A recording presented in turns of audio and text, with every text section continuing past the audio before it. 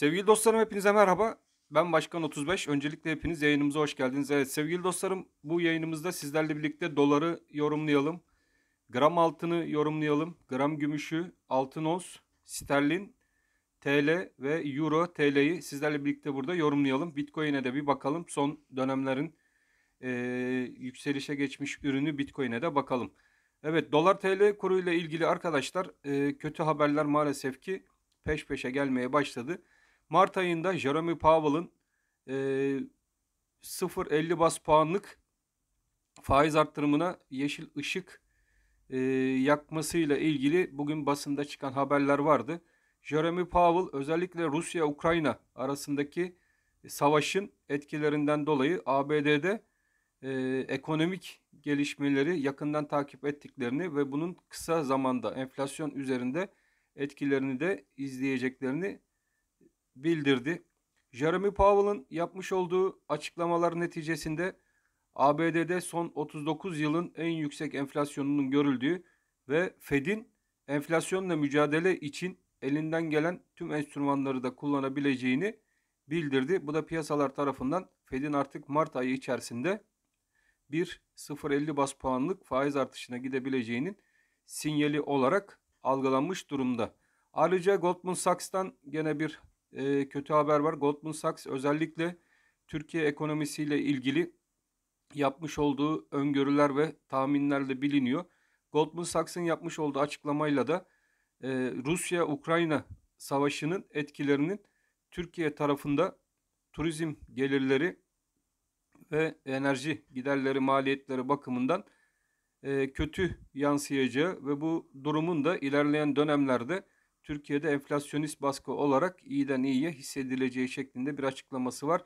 Ayrıca bunun cari açığa etkisinin de olumsuz olacağını maalesef ki Goldman Sachs yapmış olduğu raporlarda bildirdi. Goldman Sachs'ın beklentileri içerisinde Mayıs ayına kadar enflasyonun %60 civarına kadar yükseleceği ve buradan sonra %45 civarlarına doğru bir durulma yönüne geçeceğiyle ilgili tahmini de var sevgili dostlarım. Evet bütün bunların neticesinde dolar TL kurunu sizlerle birlikte zaten izliyoruz. Dolar TL kurunda bizler için 13.95 üstü riskli bir bölge ve bu bölge bugün itibariyle iyiden iyiye dolar TL kurunda yukarı yönlü aşılmaya başladı. Artık bizler için sevgili dostlarım dolar TL kurunda takip edeceğimiz önemli bir seviye 14.03 destek bölgesi konumuna gelmiş durumda. Yukarıda en yakın dolar yatırımcıların takip etmesi gereken direnç ise 14.46 bölgesinde bulunan direnç seviyesi. Dolar TL'nin 14.03-14.46 destek ve dirençleri arasındaki hareket yakından takibimizde olacak. Tabii 12.70 seviyesi hala bizler için çok kritik bir seviye. Bu seviye üzerinde dolar TL'nin devamlı durmasıyla birlikte de dolar TL kurunda bizlerin 16.80 yukarı yönlü hedefi hala devam etmekte. Altın tarafına hemen bakalım. Altın tarafındaki son gelişmeleri sizlerle birlikte değerlendirelim. Evet altının ons tarafında yukarı pikler özellikle 1900 dolar üzerinde izlemeye devam ediyoruz. 1900 dolar üzerinde altının onsunda bizlerin sıkı bir şekilde takip etmemiz gereken en önemli seviyesi, destek ve direnç seviyesi de altının onsunda sevgili dostlarım. Kısada 1944 bölgesinden geçen alan. 1944 altının onsunda ilk takip edeceğimiz direnç bölgesi ve bu direncin ilerleyen günlerde yukarıya yönlü aşılmasıyla birlikte 1974 seviyesine doğru altının onsunda yukarı yönlü hareketler devam edecektir diye düşünmekteyim. Özellikle haftanın son günü altının onsuna da dikkat etmekte fayda var. Evet gram altın takip eden arkadaşlarımız için hemen gram altını değerlendirelim. Gram altında tahmin ettiğimiz gibi ons bazlı ve dolar bazlı olarak yukarı yönlü hareketlerin seyrini sizlerle birlikte izliyoruz. Bizler için 851 bölgesi gram altında artık önemli bir destek. Bu desteği de yakından sizlerle birlikte takipteyiz. 851 üzerinde bizlerin ilk ana hedef bölgesi ve takip edeceğimiz bölge 880-894 aralığından geçen bölge hala altının onsunda bizler için önemli bir bölge. Forex takip eden arkadaşlarımız için 851 ve 824 iki destek var. Önemli destek. 851 desteği üzerinde kalındıkça da yön ve hedef bölgesi olarak 894 seviyesi ilk etapta gram altın için takip edilmesi gereken bir seviye olarak gözükmekte. Gümüş ons. Hemen gümüş onsa da geçelim. Gümüş onsta bugün aşağı yönlü hareketler izledik. Bizler için şuradaki 25 50 25 60 seviyesindeki direnç kuvvetli bir direnç olacaktır diye söylemiştik zaten ve bu dirençte biraz gümüşün ons tarafında oyalanma yaşayacağız. Fakat gümüşün onsunda gene panik yapmaya gerek yok.